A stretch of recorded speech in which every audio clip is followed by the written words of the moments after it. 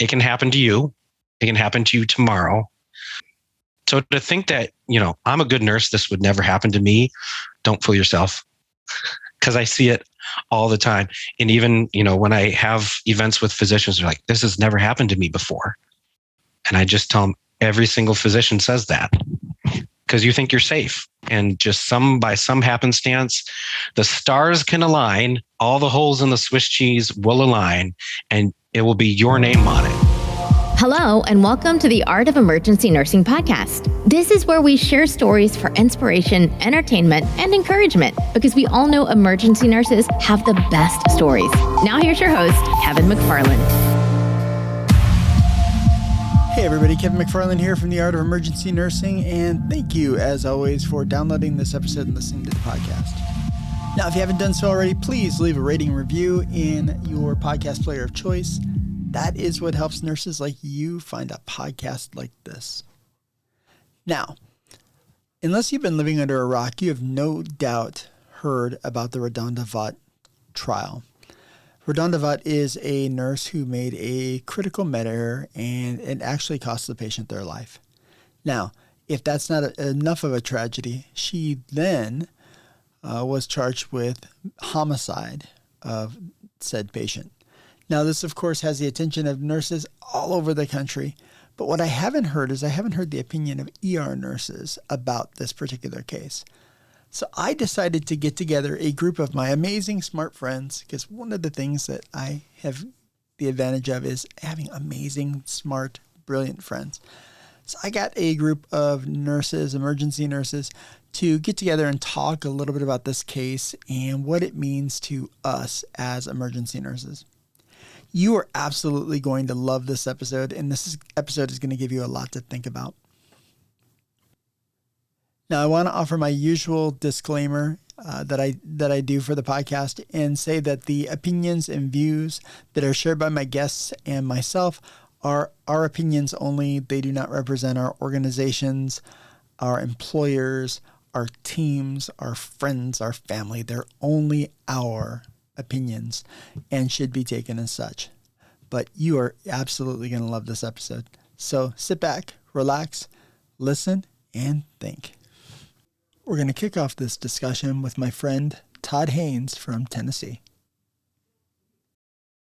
Tennessee. I am a trauma director for a level 3 trauma center here in Nashville. I got started in a level 1 trauma center in the ER and got bit by the ER bug and had never looked back. So the hardest part about my job is the schedule. It's my third career, and I've not ever worked Monday through Friday in my life. So that's been the biggest struggle for me. Outside that, I'm looking forward to this conversation. I don't know how I got on the list with all of these rock stars that are on this screen. I'm humbled. I guess Kevin needed a token. So that's me. So Todd, thanks for being here, bud. I thought he might have some interesting perspective being from Tennessee. So next is Casey. Hello. Hey, I'm Casey. I work on the East Coast in Maryland. I am an everything nurse. So I work in the ER, and I also work in the ICU, and I do critical care ground transport. And I also do clinical instructing for the program that I graduated from. So I just started a dual master's in nursing leadership and education, partly because of all the things that are happening in nursing, both on the education side and on the leadership side. And I actually next month will be starting as an assistant manager in the ICU. You're going to be busy. So, yes. Welcome. Nyssa, you want to go next? Yeah, sure. Hi, I'm Lisa Wolfe. Me, Lisa? I said Nyssa, but Lisa's fine. I'm so sorry. Sorry, my bad. It's okay. We'll keep going in order so I don't get confused. Nyssa. Nyssa. Oh, I'm Nyssa Hattaway. I have a background in emergency nursing in the hospital, and then I moved to the pre-hospital environment, and now I am an emergency nurse on a life flight helicopter. I am in the Atlanta area in Central Georgia, and I am the co-host of an emergency nursing podcast called the Q Word Podcast. And I answer to Lisa a lot because people get it wrong a lot. She answers to whatever. Like it. All right. Paige. I'm Paige Owen. I'm here in Houston along with Kevin. Started as an ER nurse, kind of worked all over, did forensic nursing for a little bit, got really burnt out, almost left nursing. So I decided to teach high school health science and fell in love with education. So that brought me to where I am now as a clinical faculty member at CISIC School of Nursing, QT Houston. And PhD student studying stress and coping and emergency nurses. And so, I'm curious to see where the conversation goes today, because I'm already trying to field questions from my students that are going to ask, what was the right thing to do here and what should I be most concerned about? I bet you are. Awesome. All right, Miss Sarah. Hi, my name's Sarah Wells. I'm the founder at New Thing Nurse and a 10 plus year ED nurse and also a radiology nurse, which makes this case really interesting to me because it was in an imaging department. I'm really excited to be speaking with you all. You guys are the all-star lineup, and I will echo Todd's thoughts that I definitely texted Kevin today and said, do you really want me here? And he said yes. So I guess I'm the filler. So I'm here for all of you. If you need a minute to relax, I can crack some jokes, say something, bring a baby out if I need to. Just let me know what needs to be said and done. The New Thing baby was just mentioned in the chat of where is the New Thing baby? New Thing baby is with New Thing daddy. So at the moment we're fine. But if there are screams in the background, I do apologize. I will try to mute as much as possible. Awesome. Bill, will you go next, sir? Hi, everybody. Bill Schuler. I'm a nurse for 22 years. The last 6 years have been in patient safety. So I'm a patient safety specialist for a large healthcare organization in the Pacific Northwest. Awesome. And last but not least, Lisa Wolfe. Hey there. So I'm Lisa Wolfe, and I am an emergency nurse for 25 years, and I am an adjunct professor at local university. So I have had this conversation with my students very recently and very forcefully. My area of expertise is in clinical decision-making in emergency settings, and I am a researcher full-time. Nice. Awesome. And I think everyone on the podcast knows me. I'm Kevin McFarland. I am the mental midget that just has a lot of friends. So thank you all for being here. I really, really appreciate it. I'm excited to have this conversation, and I've heard a couple of podcasts kind of cover it already, but certainly none with the ER nurse perspective. And one of the things that one conversation I had with a group of ER nurse residents was, how often are we taking verbal orders, and how often, how easily could this case have been an ER nurse case? And I think the answer to that is huge, that of course it could have been an ER nurse case, real easy. So I want to just talk a little bit about the case and kind of get your opinions, and you guys from varying backgrounds and various experience. And I want to just kind of get an overall sense of what your thoughts are on the case. And the idea that, criminal charges for a nursing error is a little scary for me. I'm sure I'm just going to go out on a limb and say that no one here has never not made an error. I certainly have made more than one and been scared to death when I did. But I just want to kind of open up the conversation a little bit and see kind of what your thoughts are and your different perspectives on what this means for the future of nursing and emergency nursing particularly. Who wants to start? For a while, so I will start. I think there's two things at work here. And I think my initial thoughts about it, I have to, full disclosure, were somewhat mitigated or somewhat changed by the verdict that came down today in the case of a physician who was acquitted of murdering 14 people by prescribing lethal doses of fentanyl. Oh, I didn't see that. Yeah, so I was kind of like, whoa, this kind of changes the game a little bit, because I think up until today, until I read that, I was kind of like, you know what, there's two things going on here, right? One, we have somebody who just ignored every single safety barrier that there was, right? I don't think there's a lot of argument that just, in terms of like the 5 rights and all, just poor nursing practice start to finish, right? So should she have lost her license? Absolutely. I think the challenge is, does this meet the standard of criminally negligent, other aside, like homicidally negligent, right? And I can't, given the physician verdict, like I can't see how it's appropriate in one and not in the other. I think it's kind of a stretch to start with to talk about criminally negligent homicide, right? I think whatever penalties the Board of Nursing can bring to bear, certainly appropriate. But also, I don't think this is like, I think that sort of the reaction that somehow this means that nurses can't make mistakes is a bit of an overreach as well, because this wasn't like, oh, I gave, too much Colace to somebody, right? Or even like I gave Epi IV instead of sub-Q, right? Like that's a mistake, right? That's a mistake. And but in this case, like this was a big, huge, enormous mistake. And I don't think that many nurses make big, huge, like you don't look at something that says paralytic, right? And be like, oh yeah, I guess this is Versed, I don't think those kinds of errors actually happen a lot. I think this was a willful disregard of every safety measure that was in place, right? So I don't think this is like a nursing thing.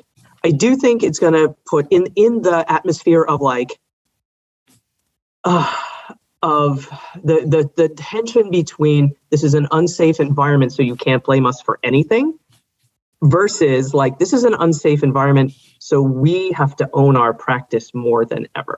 Right? I will say, I had the same at first. I thought like, oh, how could you do that?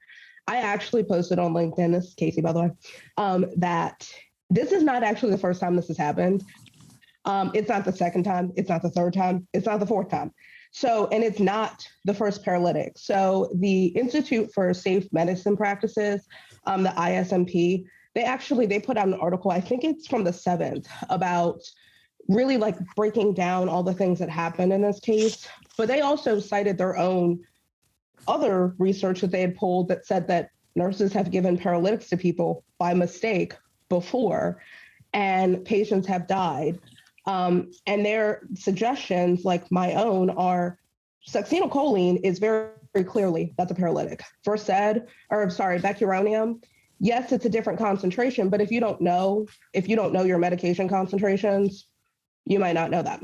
But the thing that I have a problem with is that past like all the errors, because like the errors are obviously, you're going to say like, oh, you should have done the 5 rides, you should have done the 3 tracks. Well, if systematic errors are already in place, like there's no scanner and imaging, and your dispensing system can be overrid, you already took out some of your tracks. So I would love to be like, this is just this one situation, but it's happened with other people. And I think too, there's no standard labeling of paralytics, by the way. So some of them have gray tops. In this case, it was a red top. But if you're not paying attention to that, which most probably nurses, unless you're looking right at it, you might just draw it quickly. I think it's more a lesson of like slowing down. And I think the problem is that we focus on the end person, but not all the things that led up to somebody doing this. And the fact that like we move too fast, like especially in the ER, we move with roller skates. And I've jokingly said that you come into work and you have roller skates on. But I have addressed our own thing.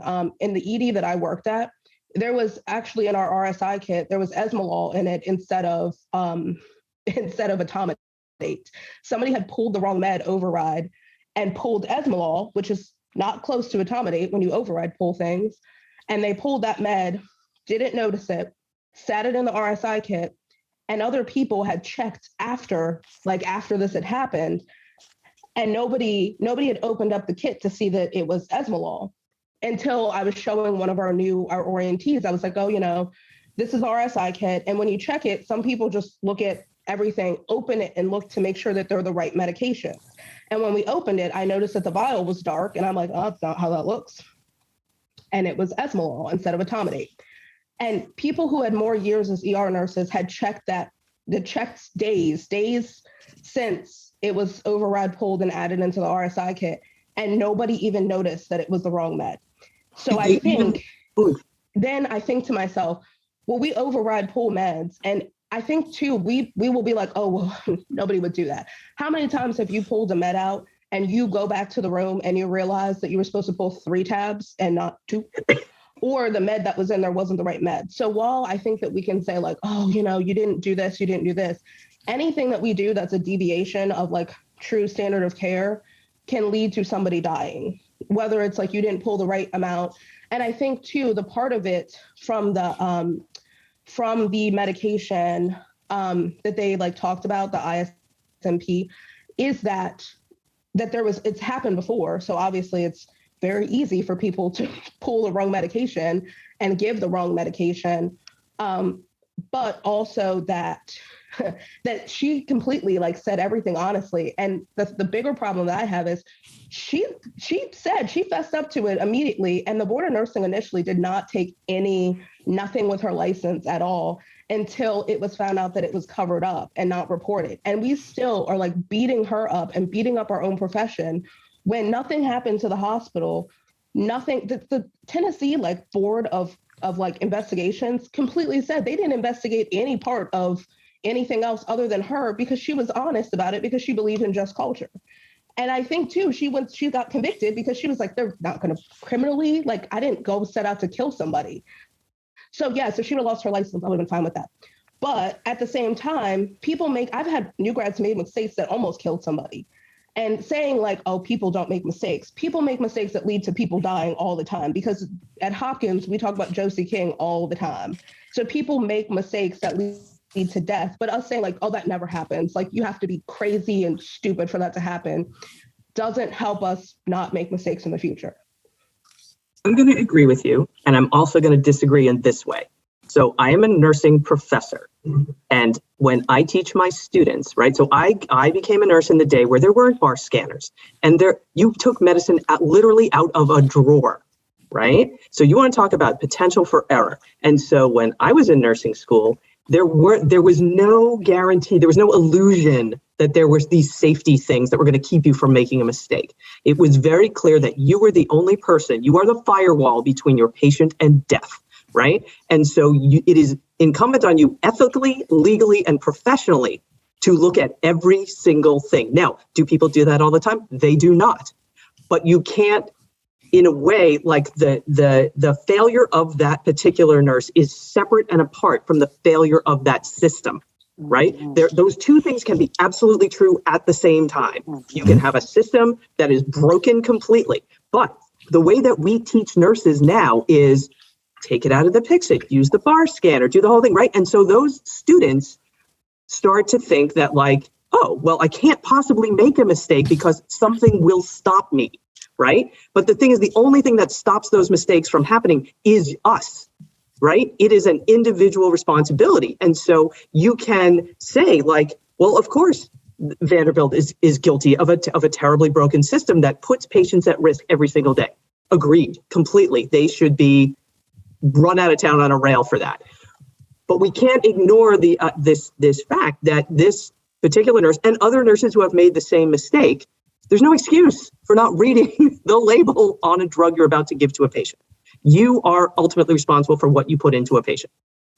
I think you're right, Lisa, in that respect. But again, to echo like what you said earlier, is that criminal? Like, is that the outcome? So we can't be too dependent on technology. We can't also be too dependent on systems that obviously have flaws, the Swiss cheese model where all the holes line up and all of that. That's kind of, I feel like, this ultimate example here. The whole process of overriding meds when you can always have it dispensed. I feel like I read that this wasn't even her patient. She was like helping float to the imaging department. Imaging in itself, I do work in radiology now and per diem, and I will say it's kind of a weird place and space. And so if you're not from there, it's like you're stripping off all your metal to chunk out of the MRI room. If you're going into MRI CT, you're like rushing in, grabbing some stuff.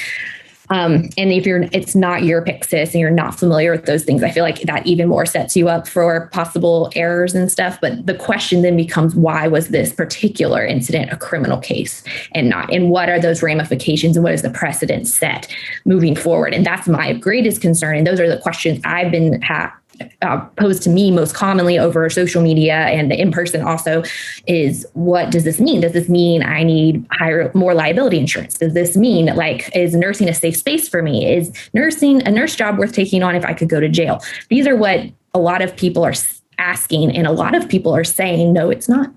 And so I think I'm just going to like bow out of the hospital arena. I'm going to bow out of high acuity nursing, or I think I'm just going to bow out of nursing altogether. And so I think my interest really moving forward is, how is this going to affect just culture? How is this going to affect transparency when discussing these things? And I'm really interested to hear your perspectives on that as we're moving forward with this case. One of the things that Casey mentioned is that initially the Department of Health and the Tennessee Board of Nursing decided not to pursue any kind of disciplinary action against RoDonda Vaught. And that has been cited as one of the reasons that they pursued criminal charges, is because she then went out and got another nursing job. It was not patient care, but she was a throughput nurse at another facility.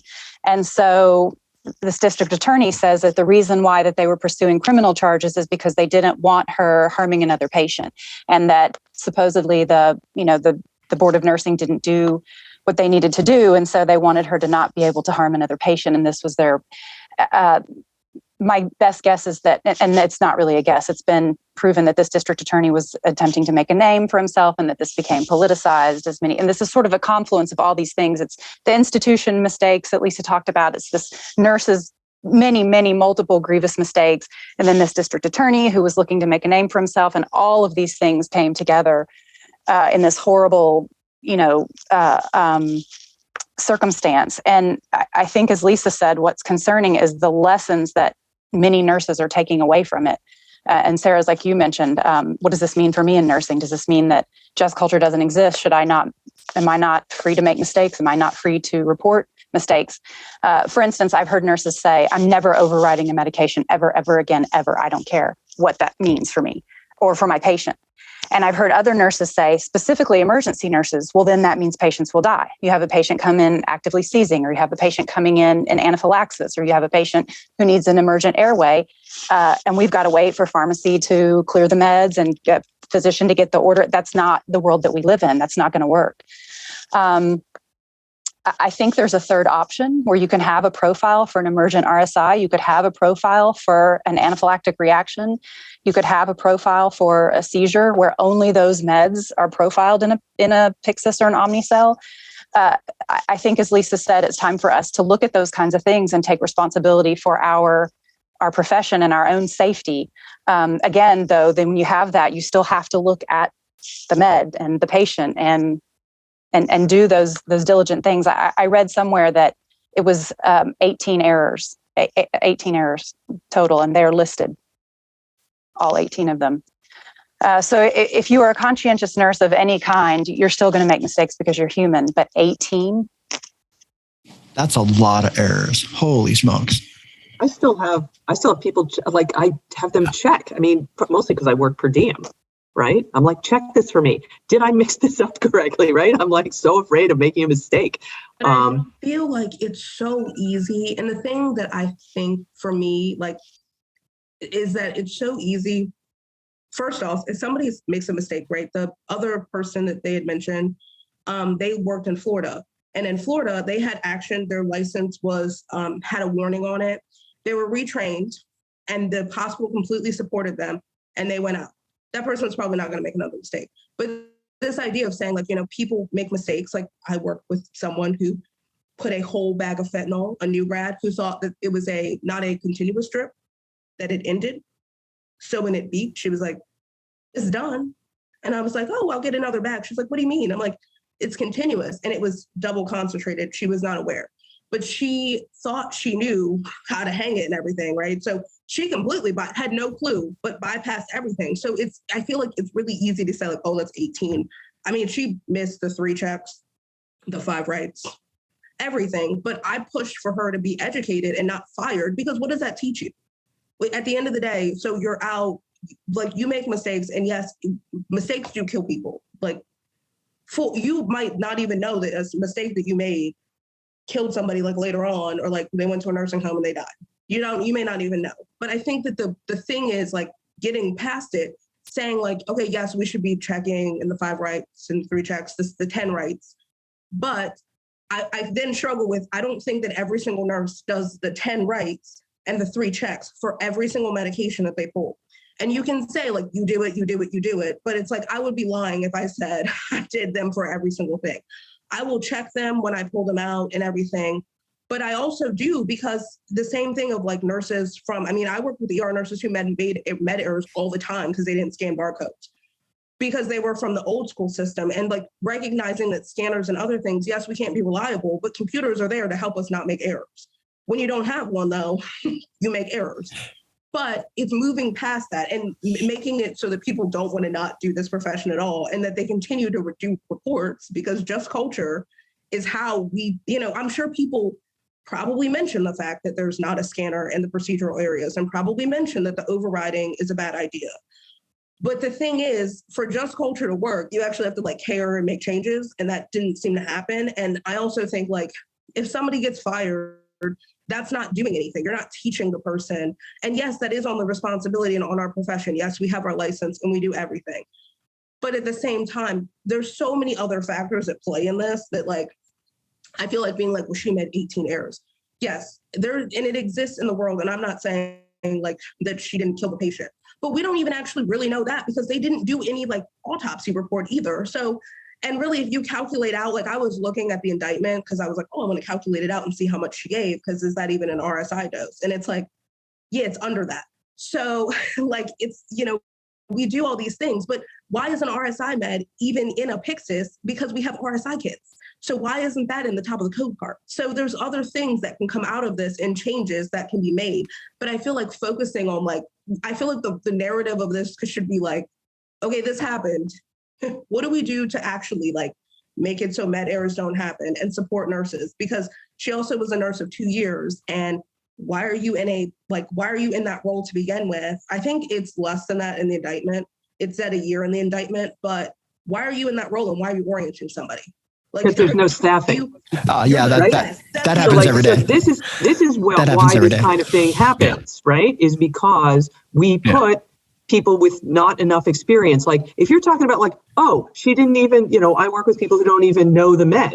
Well, I've been doing this for 25 years. I look every med up, right? Like I still look stuff up all the time. I do not understand why it is acceptable to say like, we've put this new person in a position where they are like basically bound to make a mistake that is so grievous. Like we're saying like, oh, which patient will we kill today with our undertrained, underexperienced, and inadequate numbers of staffing?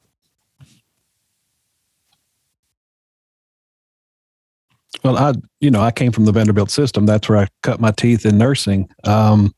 And a 2-year nurse at Vanderbilt, that's pretty high seniority, because a lot of people will come in, get a year or 2 under their belt, and then go somewhere else because they work for Vanderbilt and can do it all.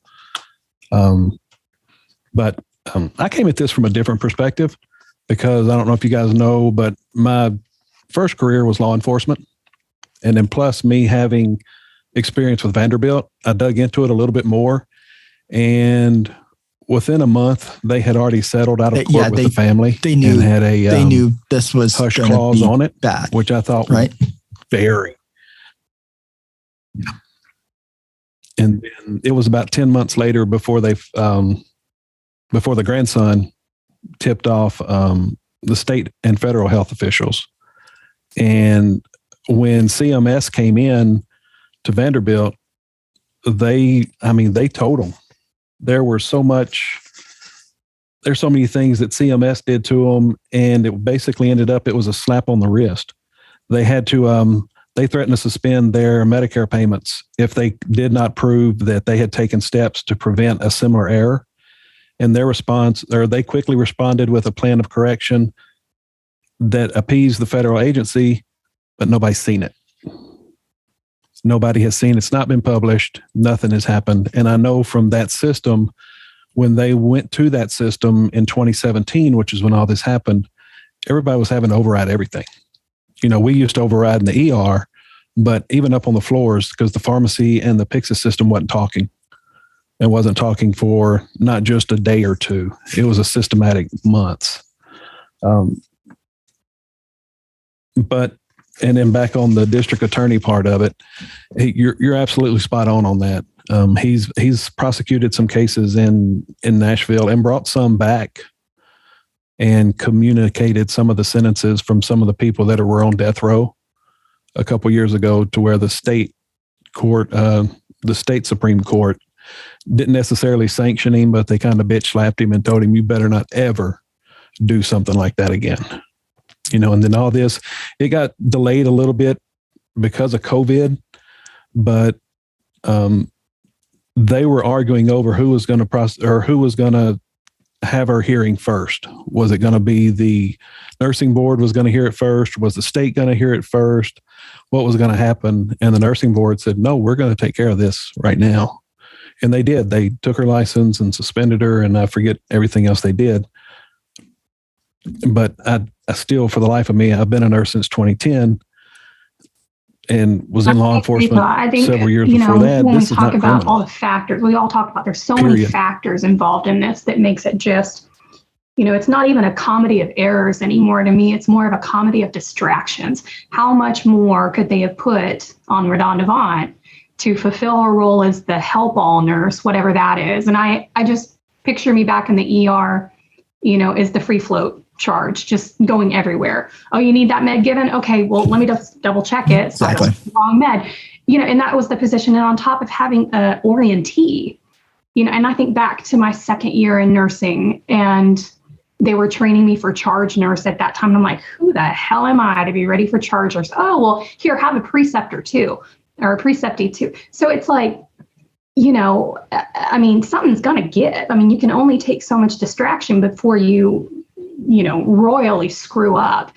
And so, the process is a whole different side of this that was obviously either, not sorted out or, was just being bypassed because of staffing issues or what have you. I listening to the Dr. Hustle case today and the verdict that came out for the physician with the fentanyl, I was listening to one of the attorneys that's going to be, investigating on the defense side for the civil case that's coming up after this. And he kept talking about how, murder cases, you have to prove intent. Criminal cases, you have to prove intent. And this physician was being charged for murder. And one of the statements he said, it's really hard for us to convince a jury to put a doctor behind bars for the rest of their life for murdering a patient. And I just kept thinking, well, it sure was easy for them to throw a nurse away. I was just thinking the same thing. Like, then why was it so? Because you would think, why would a nurse be tried? And then convicted? Like, you would think that this would be like, oh, come on, hold on. There's no intent here. Holy cow. Was there lots and lots of errors? Yeah. Were there bad? Do I think she needs a nursing license? No, not at all. But do I think she needs criminal charges? No. Well, one of the interesting things in the Hustle case that I saw was there were a number of nurses that had their licenses threatened with this case. And there were 2 of them that actually got suspended by the board. And both of them were new grads. They were less than a year. And they never questioned the doctor's orders. And they gave 1,000 milligrams of fentanyl and 2,000 milligrams of fentanyl with 10 of Versed that ultimately killed the patient. And they never questioned the order. And it made me wonder, well, why? And then there was a story, of them speaking about, the situation at hand. And they said, well, we trusted the doctor. He was a great doctor. We didn't think he was going to do that. We thought it was right. This was comfort care that we were doing for this patient. So who are we to question? And I think the number of students to the problem. Yeah. They're less than a year out, and they're not being taught to own their own practice. Now, should there be safeguards in place in the system to protect us from screwing up that bad? Absolutely. But should we own our own practice and not lean so heavily on those safeguards, which really, with the RoDonda Vaught case, we've seen that there were no safeguards for her. It's just, again, looking back, what is our responsibility in this and moving forward? And what is our obligation to the nurses that are coming in and to the nurses that we're trying to convince to stay? in the profession now. I think that's I feel like we teach like the NCLEX and like, we teach critical thinking, we teach question the order. The nurse should question this order when is like the big questions like on exams, right? You can teach critical thinking, but then the problem too is you go out into the real world and the first time you question something, who gets slapped down? The new grad. Like who gets, like I've worked places where I've had experience and I didn't feel comfortable talking to the physicians because they were like, you're the nurse. Sit down, close your lips. You do these orders. Like I left the hospital because I was like, I don't feel like I have any autonomy. I feel like I do tasks. I can't question any orders because if I question them, I'm told world-renowned blah, blah, blah is the one writing the orders, and we disagree. And we had patients who would get dysrhythmias when we shifted potassium because we didn't give any kind of gluconate. We gave no calcium. We just shoved. We did D50 first, or we did it last. So patients' blood sugar would drop. There was you couldn't say, oh, I saw this journal article, or like, you were not allowed to be a free thinker. And I think sometimes that happens in really, really, really large institutions, because every time I felt like that, I worked at world-renowned this or world-renowned that. So I think too, like we're like, yeah, we put out like strong nurses who think orders and critically think. And then they go out into practice and it's like, well, how about you just do the order and you shush, like you keep it. So it's kind of like in our profession, do we have a voice? And then also, why is our responsibility to catch everybody else's mistakes? But it's not like I have to catch pharmacy's mistake, MRI's mistake, make sure 82 times that somebody's not allergic to gadolinium. In fact, it is contrast before they go to MRI. Know the difference between all that. And a lot of that stuff is not taught to you in nursing school at all, because now it's concept-based. So you learn the concept, not the exemplar, which is the disease process, because the NCLEX changed to critically think, but you're not actually doing that. So like on the flippy floppy of doing the education side, we're teaching people like, oh, critically think this, critically think that. And then you send them out and you're like, okay, cool. Because during rounds, the person who asks, like a new grad who learned something in nursing school or read a journal article about like, hey, maybe this isn't best practice anymore, is told, this is not your role. Like you just are a part of the team, you're a doer. This is the problem with thinking of nursing as a series of tasks, right? What you're talking about is, we as nurses understand our practice one way, right? And everybody around us understands it a different way. And so what's on us as professors, as leaders, as, policymakers, is to make it really clear to our own how to set boundaries, how to set appropriate personal boundaries, how to set appropriate professional boundaries, how to say, no, I'm not going to do that. Like there should almost be a class, how to say no to doctors, right? Yes, I teach that, how to say no to doctors, right? How to keep the residents from killing your patients. Because that's really important, because my students I always have to have the following conversation with my students. Students, you do not work for doctors. They cannot fire you. They cannot order you around. Orders are for patients. They are not for nurses. So there's that piece. That is a huge gap in nursing education, right? We're putting out, as you point out very correctly, people who are taught how to think, but not how to think in relation to the other providers in their space, right? And I think that's a really important point. However, legally, ethically, and professionally, we're still responsible for that. You can't just say, oh, well, you can't expect nurses to not push back, right? I study workplace environment. I totally get it's the environment, but it's up to us to teach each other, and certainly our new nurses, how to function in that environment in a way that leaves them professionally intact and doesn't lead to them killing anybody. I also just jump in really quickly is this fact that I think we're having such great, robust conversation, but when we're getting into the teaching people how to have a voice, that empowerment piece, that is such a complex idea, because it's also a matter of privilege to have that voice and to have that ability to stand up to people, because I've worked in a right to work state in a union environment. And let me tell you, I feel much more empowered in a union environment where I'm not going to get fired for nothing, hardly, versus in my right to work state. I will also say it's cultural, depending on your facility, who can speak up. It's also cultural to the person, where they come from. Does speaking up, is that part of their culture? And is that appropriate? Gender dynamics, sexism, racism, which is such a problem and prevalent in medicine.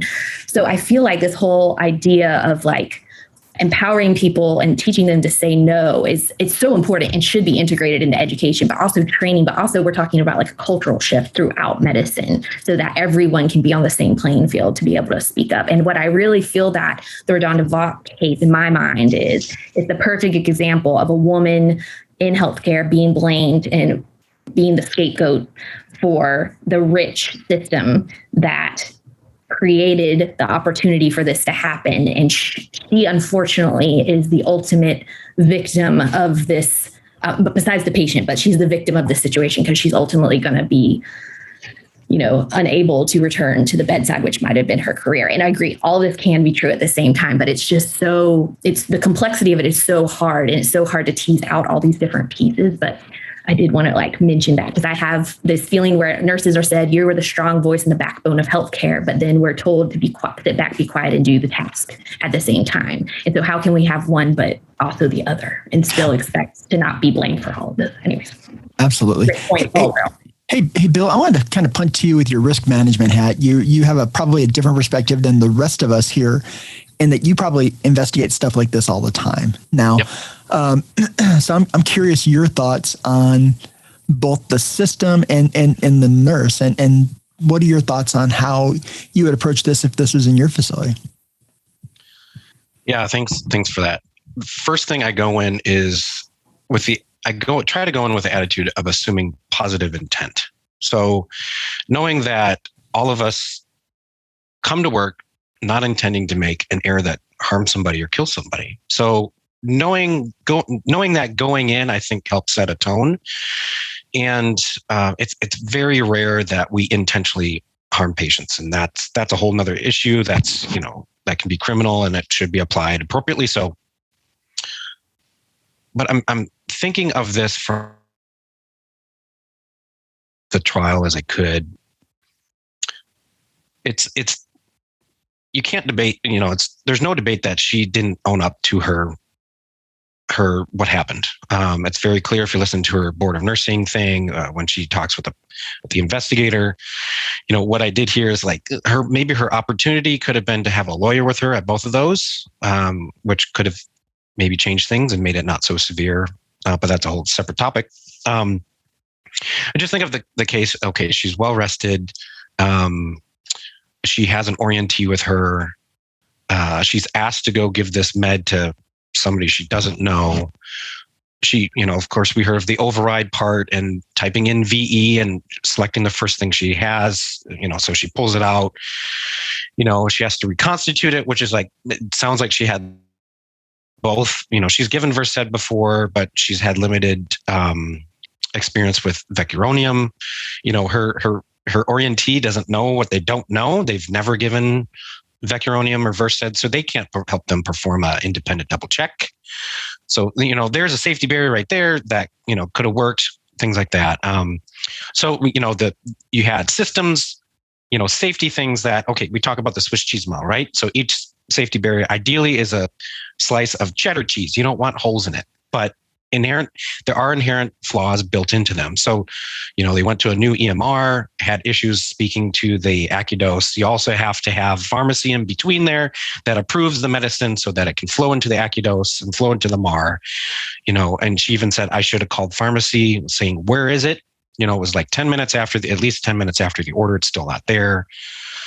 So you see that, there's another safety barrier that didn't work. We know that you can be looking at something and not see it. Good example. Have you ever gotten home after work and be like, how did I get here? I don't remember. So it's easy to lose focus on things. And we know that the longer that you're focusing on something, the more you don't see stuff. There's that. So I don't know about her looking at the vial, but she reconstituted it. She takes it down. There is no scanner. There is no place to document. Even if she didn't have a scanner and she had a place to document, that could have been an opportunity, an opportunity for a barrier catch, a last barrier catch. It's interesting. So I think there's culpability on both sides. Especially if you went down the just culture algorithm, we know she didn't intend this. Do we suspect that there's ill health? So I'm just going to go through some questions here. Do we suspect there's ill health or a medical condition that she doesn't know about? I don't think so. So we've passed the deliberate act test, which It's not deliberate. We pass the impairment test. And then you ask, compliance test. It's like, does she depart from policies, procedures, protocol, or generally accepted performance expectations? Yeah. Were the policies, procedures, protocols, and performance expectations available, understandable, workable, and in routine use? Meaning, sure, these policies are in place, but are we actually doing them? I think you can make a little bit of argument on certain aspects of that. Is there evidence that she chose to take an unacceptable risk, or that she has a history of poor performance or decision making? So that's also a question. Did she consciously make this decision? Did she choose to take an unacceptable risk? I think that's where the conundrum is a little bit. And then, another question you could ask is, would a nurse in the same profession with the same comparable knowledge, skills, and experience act in the same or under similar circumstances? Could you put, I hope the answer to that is no. You'd hope so, but you'll be surprised sometimes. But to hit to what Sarah was saying, the hotter topics in risk management and patient safety is one of the hotter topics now is psychological safety. So you talk about speaking up and feeling safe to speak up, really. So, organizations that are supposed to put a focus on safety and allow their caregivers to speak up when they see, unsafe practices, or they're like, these two antibiotics are right next to each other in the Pyxis and they both, begin with CEF. How about we move them apart? Things that simple that, highly reliable organizations would promote safety conversations. Ideally, they would remove the power distance, between physicians and nurses so that we're all on the same level, right? So this is, a hotter topic too, is HRO, is becoming HRO or becoming a highly reliable organization. And, another topic is when something does happen, when an error does happen in the hospital, that the hospital reaches out, even, they don't wait for a lawsuit to happen. They actually reach out to the, affected person or the family, and they can do what's called early disclosure and resolution, and where they come to them and say, hey, we messed up. And sometimes they'll even offer money, outside of a civil lawsuit, things like that. So maybe that's what happened, why, this event happened in December of 2017 and why they had a settlement with the family in January of 2018. I find it a little funny, though, that this happens in December, and it's not until,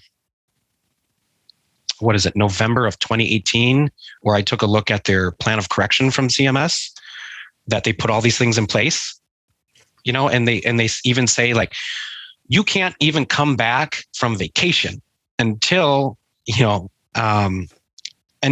do this education. And I find it's like, so this is almost a year after the event. Where was their learnings? And I don't know. This is just me. It's like, okay, this happened. What if they didn't fire her? She would probably be the best advocate for patient safety you could ever get. And is she, even after this one thing, I'm like, is she really a danger to the public that she needs to have her license removed? Would she ever do something like that again? I don't think so. But this, this is just me. It would be different if she had a rap sheet of all these things lined up. But it's like, it seems like this is just one. So I don't know. I come at it with assuming positive intent, and that's where I come at it. And listening to one podcast from prosecutors, they're like, well, if you look at the letter of the law, she is guilty. And you hear recordings of her admitting it, which is where she could have had probably the benefit of a lawyer at her side. So he's like, yeah, but then it just doesn't, this doesn't feel right. And, Lucian Leap has said, the biggest barrier to addressing patient safety is that we punish people for making mistakes. We're not going to move the patient safety movement forward. I mean, we've been, you can hear you talk about to err is human, the 1999 report. There's even debate if we've made a dent in patient safety since then in the last 23 years. So this definitely doesn't help because we want to set the environment for people to own up to their mistakes, right? The best thing, I think, from what I've heard from a state board of nursing is like the best thing you can do is self-report your mistakes to the state board of nursing, especially if they're pretty egregious. That goes a long way to how they they handle your case and handle your nursing license. But I don't know. That's just a few things from my perspective as a patient safety specialist. But no, it can happen to you. It can happen to you tomorrow. Like a quote from Julie Tao, who is a nurse in Wisconsin, who gave the instead of she gave bupivacaine IV instead of the antibiotic, and the mom died, but the baby survived. And she got in trouble from the state of Wisconsin, but the quote that stays with me from her, she's like, "It didn't happen because of me. It happened in spite of me." So to think that, I'm a good nurse, this would never happen to me, don't fool yourself, because I see it all the time. And even, when I have events with physicians, they're like, "This has never happened to me before." And I just tell them, every single physician says that because you think you're safe. And just by some happenstance, the stars can align, all the holes in the Swiss cheese will align, and it will be your name on it, unfortunately. So I think, this case, we hear all the negative stuff. This could be, this could be something for good. Oh yeah, how am I practicing? Yeah, I really should look these drugs up. If I should really have a questioning attitude. I should feel comfortable going to my colleague here and he's like, can you check this for me? I'm not sure this is right. And then the colleague is like, yeah, I'll help you out. Instead of like, well, stupid nurse, you don't know what you're talking about. You don't know what you're doing. Okay. And so it's kind of the attitude and psychological safety, but I would agree with you. And I would add to that this requires, like, what we want to do in nursing is we want to be like, I'm going to go talk to somebody, right? Like, we focus on the individual. And what we really need here is a structural overhaul of the profession. Like, not just hospitals need to get it together and really focus on safety as a workable concept, not as like a paper concept, right? Because what you're saying, Bill, is that it's entirely possible that even with reasonably good safety measures in place, people will make lethal errors, right? And I don't think we can be like, oh, well, I guess that just happens, right? Because it's unacceptable. Like, our job is to keep people safe, right? So there's that added thing on this. Now, the question going forward is, how do we best do that?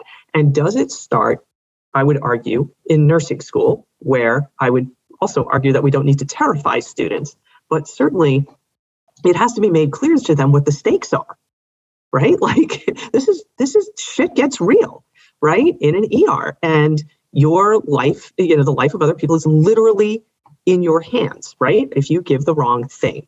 So, I think there's got to be a little bit more of an emphasis of that. And this is why we're teaching you these things, because these terrible things happen when people don't focus, right? The second thing systemically is we need to advocate, it all comes down to staffing in my mind, right? It all comes down to appropriately trained nurses in appropriate numbers, right? If you've got a whole bunch of new grads, right, who can't help each other, right? It's the blind leading the blind. If you are short-staffed, you have errors like this because you're distracted, because you're helping out, because you're giving meds to patients that aren't yours, right? So appropriate numbers of people, appropriate care ratios, right, have to be in place so that nurses can be present in their work, right? And focus, exactly right. Like, if you can't focus on what you're doing, of course you're going to make a mistake, right? But what we have to do is argue that not, oh, well, we're going to make mistakes, but we have to argue, you need to provide us, right? And this is in the code of ethics, that the institution's ethical obligation is to provide an environment that is safe for patients, safe for nurses, right? And we got to start invoking that stuff, right? Not just, oh, would you please help us? But this is your obligation under the code of ethics. And so we're done. We're done until we can set up a system where we are not going into work afraid we're going to kill somebody every day. Yeah. And I will just highlight the safety things that are put in place. They're not foolproof either. That pharmacist could have been looking at hundreds of drugs to approve and just hit the approve button. I've had that happen. Or, they put the wrong medication in the wrong slot in the AccuDose. From the trial, they're like, no, they checked that pretty quick and it was appropriate. So, even the safety barriers we tried to put in place, there's a human involved, and we know humans are fallible. So sometimes you can't even trust your safety barriers. Well, I thought you brought a really interesting point about in the case of Redonda Vaught, if she had reached out and reported early on to the Board of Nursing directly, what would have happened? What would have been different?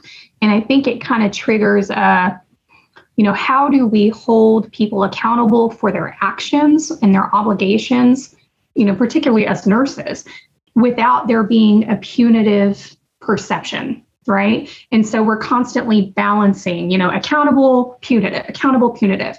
And just culture, I think I was a risk manager for like 6 months at a big level 1 hospital, and I was just floored by all the things we saw. But my job was to go in and build rapport with the staff to say, if you see something, say something. Reporting is great. We need you to report everything so that we can get all these near misses. And then when you see a case like this that comes up and you get thrown under the bus for reporting that mistake and owning up to your obligation, it ruins all of that rapport that was built in an effort to, hey, we've got your back. Hey, we know that everybody makes mistakes, regardless of how big it was. Hey, this happens. We want to support you. I think that was the saddest piece of this, is wondering, okay, I did the right thing. I reported just culture and nobody had my back. I thought the Board of Nursing had my back, but then they came around and they didn't have my back. And so if we reported to the Board of Nursing early on, I just keep, seeing flashbacks in my head of the Board of Nursing is to protect the public from you, not to protect you. And so I'm like, I would not want to report to the Board of Nursing right off the bat. So again, it kind of goes back to the question, how do we set up an environment where we acknowledge the fact that we are going to make mistakes? We're going to try and put these things in place to protect us from making mistakes. But by God, if I do, please have my back if I own up to it and say something about it. It's just, this whole thing, I think, shook nurses to the core, because they start to realize, who's got my back? Because the doctors don't have my back. The hospital didn't have my back. The Board of Nursing doesn't have my back. Hell, the state doesn't even have my back anymore. So where do you go from here? And we are already beat down from 2 years of COVID. So this timing could not have been worse. And so when you hear nurses talking about this, whether you're sympathetic to Redonda or whether you think Redonda was, careless and messy, I'm listening to nursing, and nursing is, and people are leaving because of it. They don't want to be bedside nurses anymore between COVID and then this case coming down. Just like you said, what about just culture? What about my institution having my back? What about the Board of Nursing having my back? Is there anything left for me in nursing? And I think too, the thing that you have to, I think the good part that's come out is all the hospital systems are like, whoa, son, not us. We actually believe in just culture. So we actually won't throw you under the bus, because the institution that I will be working for is every CNO, the CEO, every single person said, no, we don't agree with that. First off, that's awful. And that we want people, we understand that safety happens. And the thing is, it's ugly, right? I know, because it's public knowledge. I don't know if people outside of Maryland have ever heard about the Josie King case, but yeah, okay, most people have. But if you live in Maryland, it's every time you ad nauseum. But Hopkins is a world-renowned institution, and they own that. And they own Harriet Lane as well. They own their mistakes hard, because at the end of the day, if you really want people to buy into just culture and you want people to buy into all these things, you really do have to practice what you preach. If you want people to report things and you want changes to happen so that events don't happen again, you have to be in a system. A lot of people have also heard about doctor deaths, both of them, both Schwenko and the doctor deaths with all the back surgeries. Both of those institutions, Ohio State and I think Baylor in Texas, for both of those situations, they killed multiple people. People reported them, and the hospitals slid it under the rug. So this idea of how many people can you kill? I think it also comes down to we're the most trusted profession, but even patients, until they come into the hospital, they have no idea what we do. They have no idea that every day it's the nurse questioning an order or saying hey, maybe we should give them this, or hey, they're allergic to that, right? Oh, it's not in the medical record. Yeah, don't know why, but I'm adding it in right now because they just told me when I just asked them before I gave it. And asking about allergies before antibiotics, and then finding out that somebody has an allergy that you don't know about. So there's a lot of stuff that we do that the public, A, does not realize that we do, but also B, like I've had patients tell me, oh, I didn't know that nurses, you guys do everything here. Yes, but also professionally, no one professionally knows what we do. How many times have you heard somebody say, nursing, anybody can do that? And then like step in the shoes. But then with defining the voice comment, we're all ER nurses. The voice is strong, it is loud, it is powerful, it's questioning, it's telling people like, you're a whole resident, speak to me when you have experience, like, and teaching new grads that in the ER. In other places in the hospital, I worked in a med-surg unit and in the ICU, and it's not as questioning. Your voice is not as questionable in those units because there is a stigma of like the doctor is speaking, or you call a provider, there's not a provider right at arm's length in med-surg. So the idea that like, oh, well, you know, find a voice, sometimes they tell you to shut up. So I think too, not just on our own onus, like we have to teach people, you know, hey, this is how you talk to people. And it is a partnership. It's not like, hey, doctor, shut up, I'm the nurse, I'm the best. It's really having that partnership. And I feel like in the ER, you have that. Like you have that with doctors. You can shoot the breeze with them as fast as they ask you your opinion for things. But just like Bill said, and just like Paige said, you don't know any of these things. You don't know anything until like you don't know how to talk to people, but you don't know how to report anything. I'll tell you right now, if I made a lethal med error, I would be like, okay, I reported to the hospital and they'll tell everybody else. And then everybody will come to me and talk to me. Not, oh, I should report to the Board of Nursing. And in Maryland, good luck with our Board of Nursing because they might 7 months from then and do the investigation. But, and yes, we don't have nurse-driven, like in the ICUs now, they're starting to become nurse-driven, but like on a med-surg floor, no, not at all. It's not nurse-driven. And really nurse-driven rounds aren't even really a thing in the ICU because you don't present. Like I worked in one ICU where we presented the patient, but when I worked at a very large institution in Baltimore, I just listened. And they would look at the chart before they turned and asked me a question. So I was not a part of I was like literally the tasky person, like, hey, did you finish this task? Not like, hey, you know, we're going to do this. What are your thoughts? Where I'm used to. And at Hopkins, you know, we're first name basis with the doctors. They don't want you to call them Dr. So-and-so because they're like, we're like equal. Like what I call you Nurse Green is what they'll say. But at the same time, when I worked there, it still was like, oh, you're working with like, oh, you have to go into the bubble, or like they sit next to you and you know the residents really well, but not really the attending. So I think that as nurses, and also nurses grow in organizations, like when you grow in a teaching hospital, you grow with who the attending is going to be. So they start as a resident when neither one of y'all know anything, and then you grow together. And I think that too in nursing has stopped, like working someplace longer than 2 years. We don't keep people in jobs, and we don't keep people in the profession. And I feel like there has to be like a shift at some point where we look and say like, A, it's staffing, but like, what are we doing as a profession to not keep people in this profession anymore? Like, why do people keep quitting and leaving and they just hate this when they get out and start doing it? Because right now I have new grads that I just graduated, like in my last class, already telling me they started their job 3 months ago and they want to quit because they hate it. And because when they went to clinicals, I was very realistic with what nursing looked like because why lie to them? But it's like a culture shock. But even at clinical, we don't teach people nothing. Like we'll be like, oh, it's fine, go do the vitals. And like people, I just got raked on TikTok for making a video about how why do we take nursing students to clinical and we don't actually teach them any part of nursing? We're like, oh, do some vitals, pass the meds, but not the critical thinking piece. So it's like, we really have to like from every angle of nursing, look at all of it, leadership, education, bedside, all the things. But this is where like, I'm a diploma grad, right? You're in clinical 3 days a week. All day, right? Like the clinical experience that students get now is like pathetic.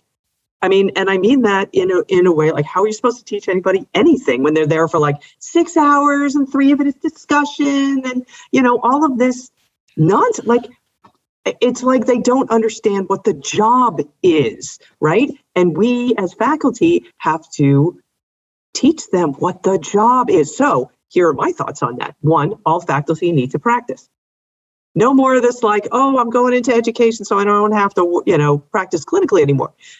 I maintain a clinical practice still so that my students, get like, oh, hey, I did this yesterday, right? Not like I did this 10 years ago, right? So we need to ground education in clinical practice, right? There is no shame in working at the bedside. It doesn't make you a better nurse the farther away from the bedside you go, right? And I say that as someone with a PhD, right? And I think that this weird professionalization of nursing, it takes that like clinical service, get in the trenches, do those things, right? It removes it somehow. It like sterilizes it the way that nursing is being taught now. And I think that is a big factor in what you're talking about in nurses like totally hitting this culture shock wall, right? They get in there and like, wait a minute, I have to wipe people's butts and, it's hard and it's scary, right? And we have not prepared them for that, nor do we have the support on the units that we used to have, where you had an educator with 20 years experience, right? Because that's the first person we fire when we want to cut a budget, right? So there's no support for them. Why would you stay in a job where no one gave you any further training and you're going to get fired if you make a mistake? Like, that's a terrible job. Like, we have ruined nursing by not training people appropriately. I want to just kind of go, I'm sorry, Bill, go ahead. No, I was just going to add with, the pandemic, we've, some places kick nursing students out of the hospital. So we had, new graduate nurses with virtually zero clinical experience coming into our hospitals. And how we've heard it's like, well, our preceptors are acting like clinical faculty. They're having to do a lot of the basics that the nursing students didn't get in nursing school because of COVID. Yeah. What I want to, as we kind of wrap up and guys, this has been a great discussion and I can't thank you guys all enough for doing this. What I want to do is just, as we kind of wrap up, I just want to ask each of you, like, kind of, where do you think we go from here? Where do you think nursing goes from here? And what are your kind of final parting thoughts for each of you guys? I'm just going to kind of go around the circle, kind of like we did earlier. And again, start with Todd. Todd's up front in mind. So we'll start with Todd.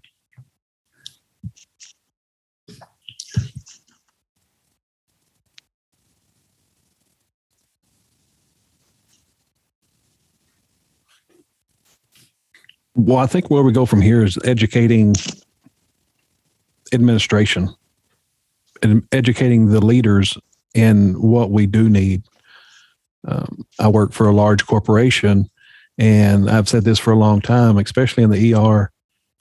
The ER intimidates the O suite, and they have no clue what goes on. And, the ER nurses, we've created an environment ourselves where, oh, well, we can't accept that patient. You guys are going to have to hold them down there. And instead of stomping and kicking up dust, we're just like, damn it, here comes 3 more. Okay, put them over there. We'll take care of them. To where it's become an expectation versus same thing with hall beds and everything else. I don't know that it's going to get better, but I do know that we have to prepare ourselves to not necessarily lighten the load, but to figure out a way to go and make it better. And I don't know what that is, because I know that as an ER nurse, even in leadership where I am now, those suite just don't get it, because we can be 2 or 3 nurses short, and then somebody's invariably going to come down and go, "Why we got people in the waiting room?" I think you kind of covered it. Where do we go in the from hallway? here? We've still got EMS coming through the door, and we don't have enough people. So, and what was the second part of the question?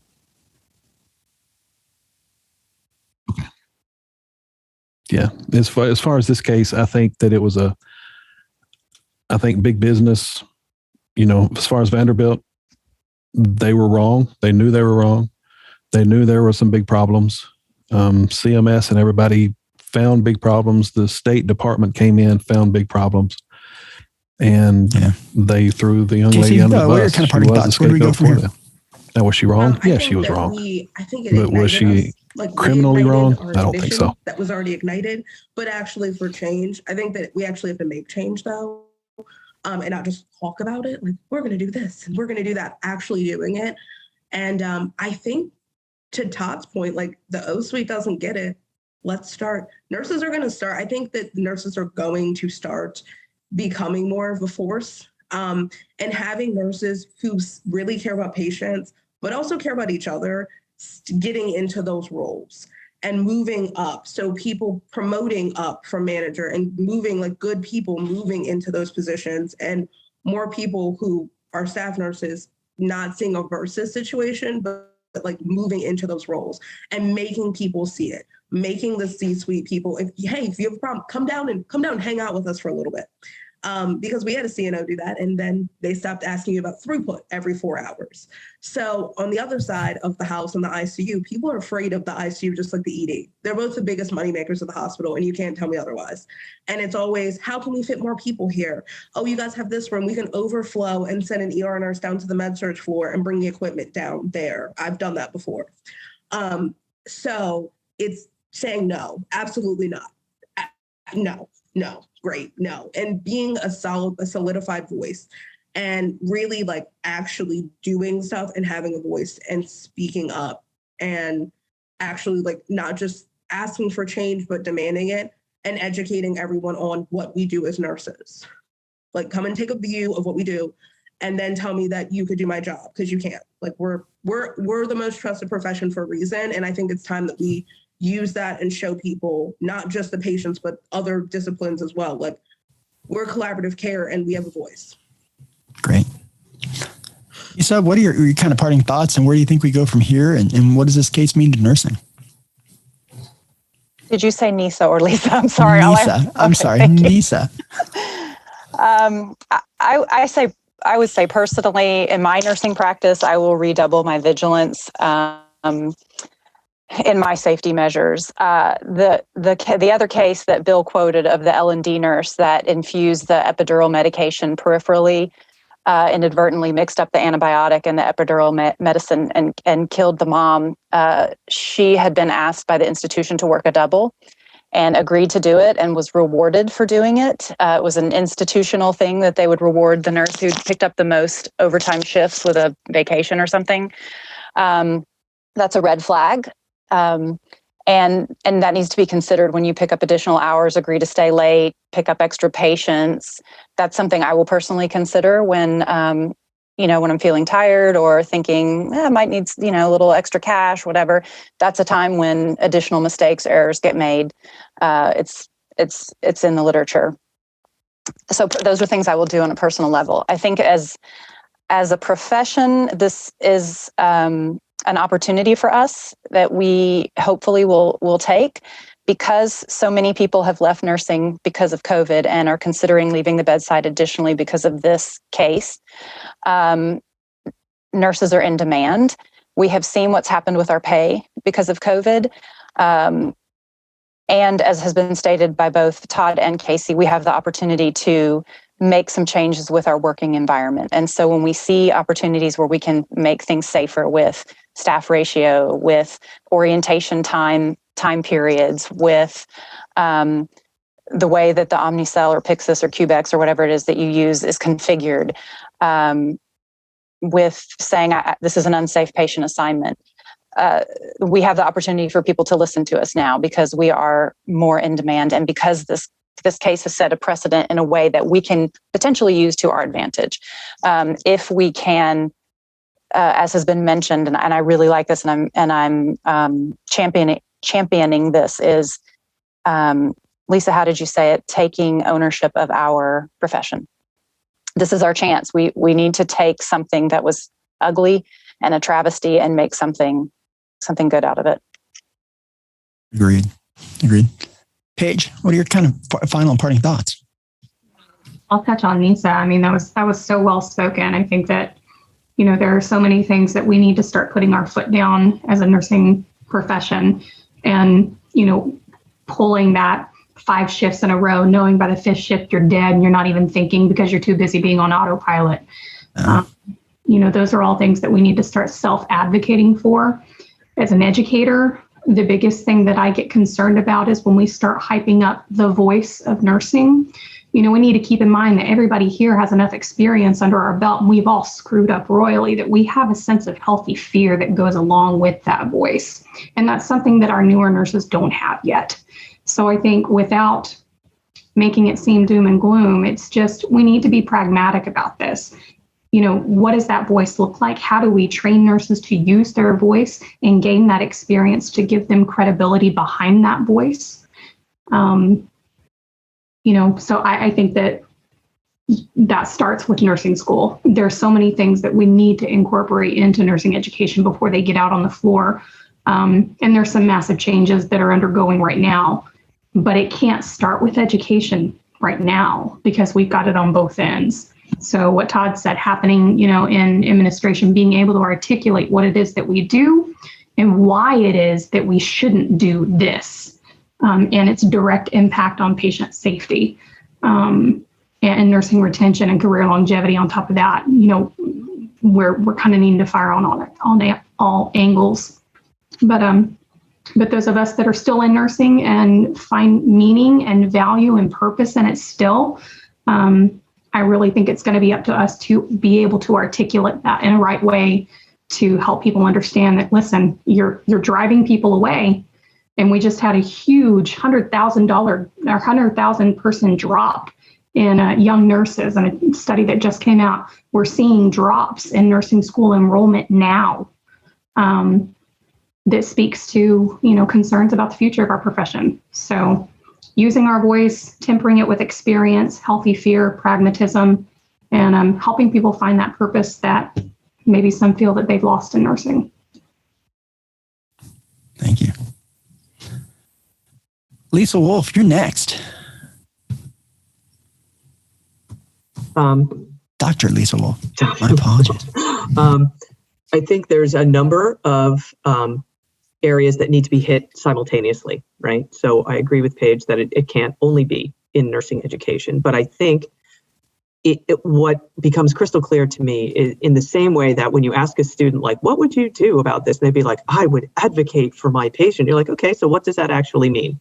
And they have no idea, right? In the same way, I think that the concept of patient safety is something that we kind of talk about, but does anyone actually, except for us, know what that means concretely, right? So incorporating that into nursing education, this is what patient safety actually entails. These are the steps that you take. This is the communication strategies and the clinical strategies and the pharmacological strategies, right? And that same class almost has to be given to the C-suite. Be like, you guys, this is what patient safety actually means. It doesn't mean saying it. It means providing the environment with appropriate numbers of nurses, appropriately educated nurses, educational support, logistical support, clinical support for those nurses so that they can actually be safe, right? I think this is where we tackle this. If we're going to tackle this as a profession, exactly. Taking those buzzwords and unpacking them, right? We need to, from an ENA standpoint, I would say that we need to get our government affairs people involved. We need to partner with other nursing organizations to develop a strategy, position statements, policy statements, collaborative meetings, right? Where we can say, as a group of nursing professionals in all areas, we agree that these are the fundamental tenets of patient safety, and this is the nursing contribution to patient safety, right? So it has to be each individual person, right, into each individual nurse, but we have to attack the structures of nursing, the practice structures, the educational structures, the leadership structures, right? We know emergency nursing leaders have zero training and education. Zero, right? I just did this study. And so incorporating these concepts, what does patient safety actually mean for charge nurses? What does it mean for nursing managers? What does it mean for emergency nursing directors? Up and down the chain, we got to hit all of it. We got to hit it all at once. Great point. Bill, last but certainly not least. Yeah, that's a great point, Lisa. Because it's we're one profession and we often don't get together and we often don't agree on things because each has their own interest. And I think that's been known for a long time. Like it's been said before, I think this is an opportunity. This is a point of opportunity where we could, if you see an unsafe practice or you're asked to do things that are unsafe, no is a complete sentence. However, I will say that, in my experience with nurses, are like, I spoke up for safety. Well, okay, so you said, I'm concerned, I'm uncomfortable, but you didn't get to the stop part. And you also did not follow the chain of command, because that is uncomfortable. I'll acknowledge that is the uncomfortable part. I've said to a class before, I'm like, are you willing to put your body in front of something to help it not happen to the patient? Will you step in front of a physician so they don't inject them with something they shouldn't? Are you willing to go that far? And it's like, I don't know. I don't know. We teach this. There's a common term called CUS, right? You say, I'm concerned, I'm uncomfortable, stop, this is a safety issue. And we get to the concerned and uncomfortable, but we don't do the stop part. So what is getting in the way of that? I think psychological safety is part of it. Worried about ruining relationships because you've got to work with that people. You got to work with those people still. So it's like, how far are you willing to go?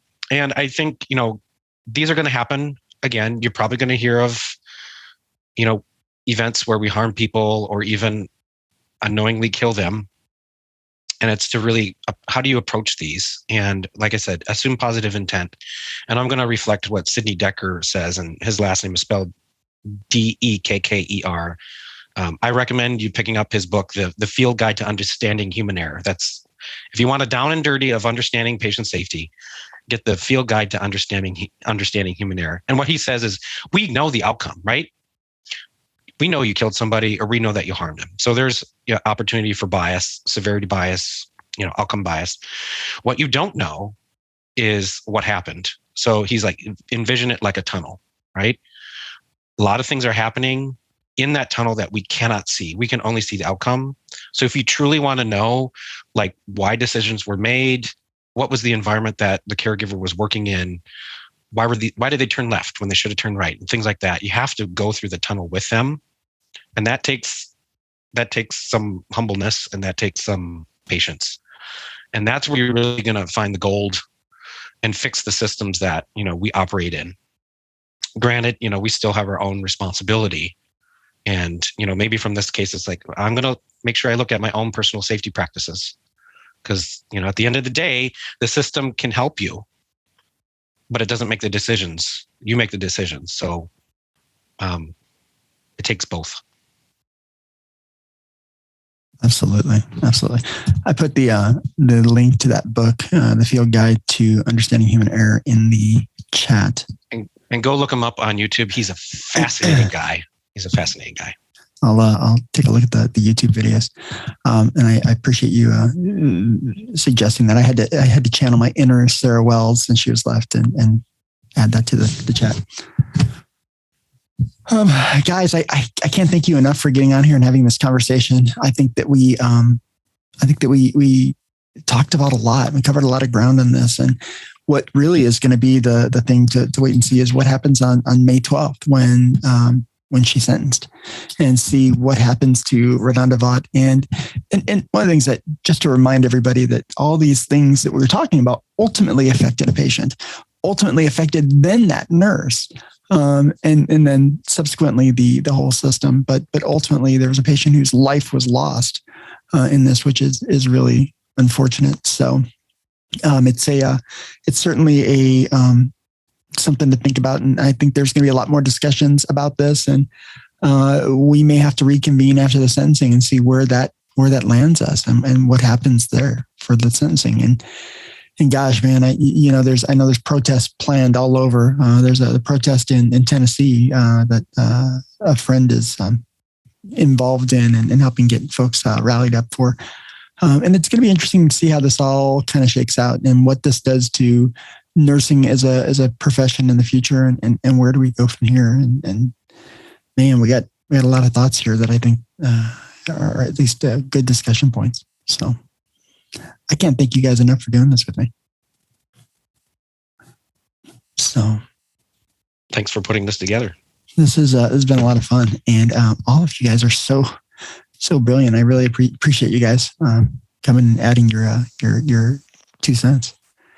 And Lisa just put in, we're going to get some drinks in Denver.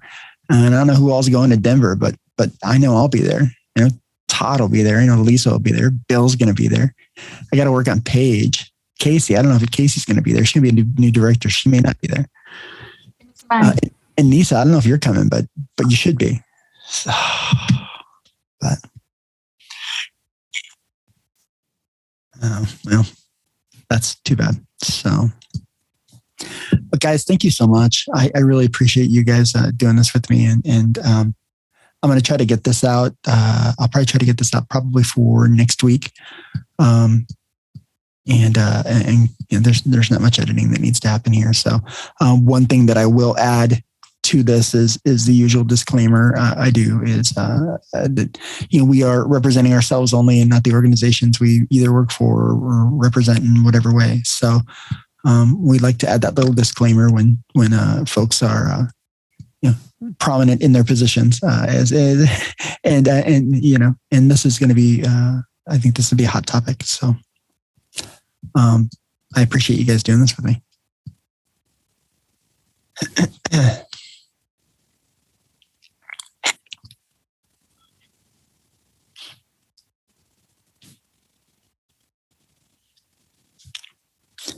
We have, you know, one of the things that I'm always humbled by is I have a smart group of friends. I have a smart group of friends that I'm like, I can just be like, I can text any of y'all and be like, hey, what do you think? So, which is always a thrill. So I really appreciate you guys all being part of this. I feel honored. I'm the no-name in the group. Are you kidding me? Everybody's like, keep the green and all 15 of her certifications. It's kind of cool, and it's very humbling to know such an impressive group of people. So, man, it's humbling. So I appreciate you guys all being here, and thanks for your time and your time away from your families and doing the things you do. So, Thanks for Good stuff. Thank you, everybody. guys, thanks so much. Hey, Kevin, we can talk about we can do this again when I'm like not raked against the coals for my nursing clinical video that how dare people? Haters gonna hate. That's right. That's right. Haters are gonna hate. Haters are gonna hate. And it's just the way it is. Loud and vocal and swear. Mm-hmm. Yeah, I mean, you know, the first time you get, you know, one of the things is it's a podcaster. You know, the first time you get like a 1-star review, you're like, it's terrible. Oh, come on, really? And you know, I know one group that's like, you know, they're like, yeah, we made that a shirt. Well, I heard we were all on the same page about like, you know, nurses not getting to do anything at clinical doesn't equal like good nurses. And then there's people like, I'm not letting any of the students touch a patient that I'm assigned to. And I'm like, people actually like really do. Like people say that? Like, is that an option? Like, can you do that? Because yes. And somebody actually commented, I don't know why a nurse, by the way, I don't know why nursing students need to come to clinical. Okay, there should be different ways for them to learn. And I'm like, but then you'll be the same person that complains that they had virtual clinicals. Yeah. Yeah. You can't win 100%. Or Yeah. people who are like, ABC, BSN, RN, all the certs, you think you're better than people. I'm like, I actually don't think that at all. So you have never seen any of my videos where I openly make fun of the alphabet soup that I have. But that's your experience tempering, though. I mean, like, you've got that experience. None of us would go up on a stage and be like, look at me, I'm a badass, except Lisa motherfucking Wolfe, because she is. And we all believe And it. there's the swear. And it's first one of the night, so that's not bad. Not bad. There was some sprinkled in. There may have been a couple. There may have been a couple. So. I was just in awe of Bill throwing out I felt like I was listening to what's his name? Rob Piera, the one from we watch the NFL on, if you watch the NFL on Fox, anytime there's a flag, it's like, actually rule section 303, 555. I was like, this is like the nursing play-by-play. I'm in here. Right. That was awesome. We have it's kind of funny. My first thought was to get just a couple people together to do this. And then the people I wanted to hear their thoughts on just kept getting bigger and bigger and bigger. And I was like, oh man, there's so many people. And I was like, okay, there's gonna be a lot of people on this, and that's hard, but I think it was okay. Like there was no shouting over each other. There was no.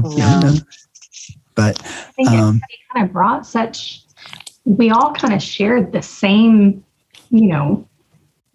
concerns, but everybody had their own piece to it, which made it interesting. And the fact that we can sit here and agree to disagree on things, we're doing better than those people planning the National Nurses March. So, it just... Well, it's kind of funny about one of the the Texas Nurses March, in one of the Texas Facebook groups, they're like, well, hey, who are we going to get to speak at this thing? And someone's like, hey, why don't you talk to Kevin McFarland? And they're like, sure. Yeah. Who's Kevin McFarland?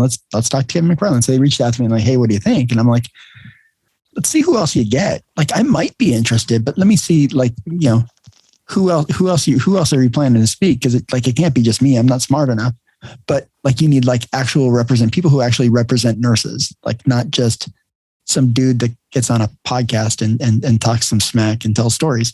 And then I hadn't heard much back. And then they were like, oh yeah, well, we also have this other person who is a blogger. And I'm reading her blog. She has an Instagram following that's okay, no, this isn't so I just mentioned to the person who's planning, who is kind of doing this as a one-person show. I was like, hey, just FYI, probably not the best representation of nursing. This girl, even though she's got a lot of Instagram followers, it's all show and no substance. She's got no opinion, not one single opinion on nursing on her page. She's got a lot of followers, but there's nothing there. I was like, this is no substance. This is not the person you want to put in front of a group of nurses. And she was like, oh, you don't think? And I was like, no. I'm like, so let me know. And she was like, well, we're meeting with the Texas Nurses Association or whatever. And I was like, let me know.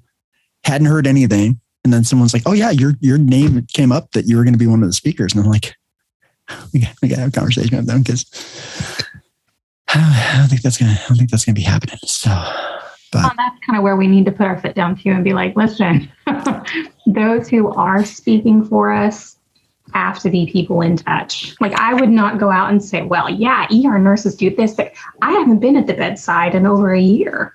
Yeah. I'm not going to do it. But when you talk to me about what we need to do to fix our educational system and fix these new nurses that are coming in and going out not knowing anything, I got some opinions. I got some opinions on that. So, between guys, and the influencers, and I'm like, there's good stuff. Whenever people you're a creator, you're an influencer, I'm like, I'm neither one of those things, because I'm not driven by likes. But God, that's so people that put out their little TikToks and stuff, and I feel like nursing students too, they think that that's what our career is too, and it's it's not just dances. Love you, but and I'm an unpopular opinion because I'm 29, and I'm like, I wish people would stop making TikToks as nurses.